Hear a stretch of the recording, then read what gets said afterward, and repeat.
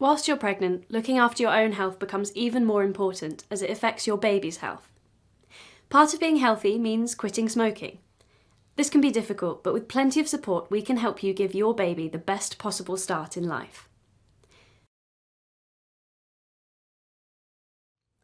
When you smoke, you breathe in thousands of different harmful chemicals, including a toxic gas called carbon monoxide and a chemical called nicotine.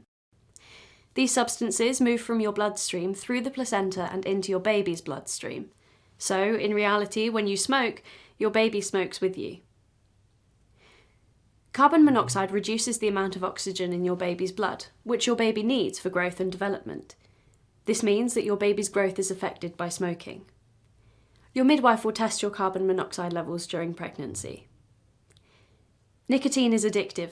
Smoking during pregnancy can cause your baby to become addicted to nicotine and therefore experience nicotine withdrawal at birth. This withdrawal can cause your baby to be stressed, irritable, and to cry more than usual. Smoking also puts you at a higher risk of a placental abruption. This is where your placenta separates from your womb. It's a serious emergency as you can no longer support your baby. Your baby may need to be delivered prematurely before it is fully grown.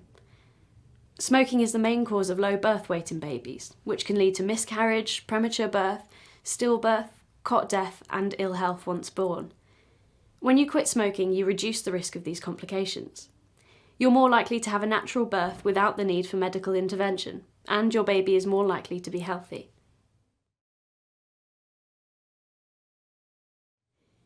It is never too late to stop smoking. With every cigarette that you smoke, your baby's tiny heart beats harder than it needs to. So once you stop smoking, you and your baby will feel the difference immediately. If your partner smokes, you should quit together. This is because exposure to secondhand smoke can also affect your baby's health, and you may find it more difficult to quit successfully if your partner continues to smoke.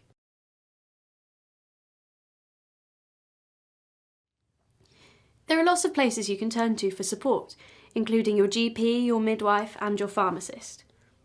You can also look at the NHS Smoke-Free campaign online, where you'll be able to chat to an online advisor and find lots of useful information and advice.